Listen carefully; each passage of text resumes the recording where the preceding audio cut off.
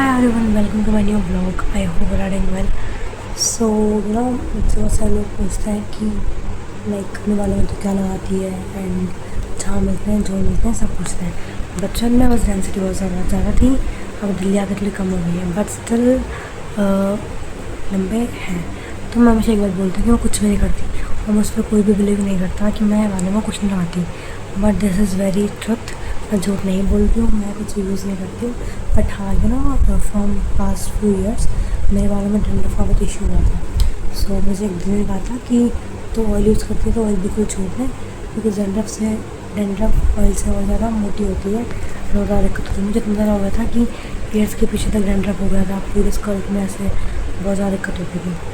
तो उन्होंने कहा कि तू जो ऑयल लगाती है वो बंद कर दे। मैंने ऑयलिंग करना बंद कर दिया। 5-7 साल से मैं ऑयलिंग नहीं की थी, बट अगेन लाइक बाल बहुत पतले होते हैं, थॉट कि यार कुछ तो करना पड़ेगा। डेंसिटी मतलब ख़राब हो रही थी, वैसे डैमेज होना, अनहेल्दी दिखना, वैसे सब हो रहा था। तो फिर मैंने सोचा कि चलो एक काम करती हूँ, मैं उतना नहीं करूँगी। पहले क्या होता था कि स्कूल जाती थी मैं या फिर कोचिंग जाती थी तो मैं हमेशा ऑयल लगा के रखती थी। जैसे होता है कि वॉश करके उस दिन लगा लिया तेल और फोल्ड करके बाल बांध लिया और मैं ऐसे रखती थी। बट अभी क्या करने लगी हूँ कि मैं प्री वॉश करती हूँ। लाइक मेरे बहुत सारे दोस्त मुझे बोलते हैं कि डंडा बहुत ज़्यादा हो रहा है, तो मैं भी इस चीज़ से सफ़र अभी भी करती हूँ, पहले भी बहुत ज़्यादा था। तो अब मैं क्या करती हूँ कि मतलब मैंने पढ़ा है कहीं पे कि डंडा रहती है स्कल्प में, पसीने की वजह से होती है, तो मैं वीक में 2 बार वॉश करती हूँ। मेरे बहुत सारे मेल फ्रेंड्स में जिनको बहुत सारा इशू है।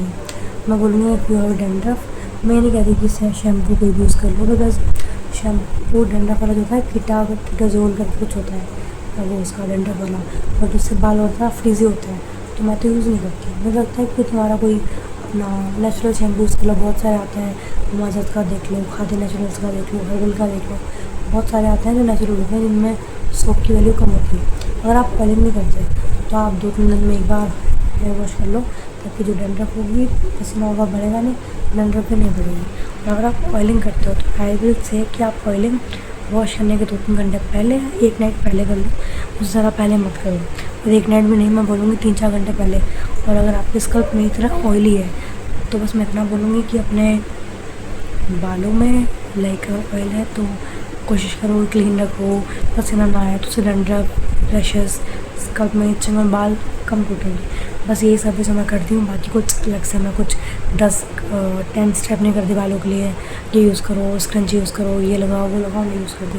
अगर आपको ट्रस्ट नहीं हो रहा कि मेरे बाल कैसे हैं या लोग कैसे तारीफ़ करते हैं, तो आप जाके मेरा इंस्टाग्राम चेक कर सकते हो, मैं इधर डाल दूँगी और डिस्क्रिप्शन में you can go and check it out. तो कुछ है तो I can help you with that, but मैं झूठ नहीं फेंकूँगी कि मैं यूज़ करती हूँ, मैं सोच के ये करती हूँ, वो करती हूँ, फलना धमकाना, मैं कुछ भी नहीं करती। सब कुछ जेनेटिक पे डिपेंड करता है। अब आप मेरी वीडियो देखिए, खुद को मत कोसना कि हमारी जेनेटिक वैसे ख़राब है, हमारे नेचुरल अच्छा नहीं है। मुझे लगता है कि बाल किसी के ख़राब नहीं होते, बट जो जैसे होते हैं ना उनको वैसे मैनेज करो।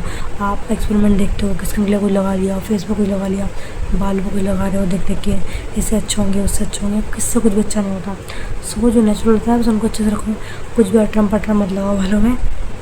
जो कर रहे थे बचपन से मम्मी सिखाती है, तेल या फिर शैम्पू वो करो, बस जो होते हैं उनको अच्छे से रखो।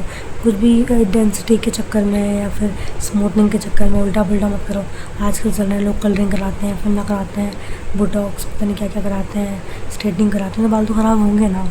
मैं कभी हीट यूज़ नहीं करती अपने बालों में, मैंने कभी भी ड्रायर से बाल नहीं सुखाए, मैं नेचुरली सूखने देती हूँ। तो दैट्स इट, बस यही है। एंड भाई मैं कुछ भी यूज़ नहीं करती, सच में कुछ यूज़ नहीं करती, मुझसे पूछना बंद करो।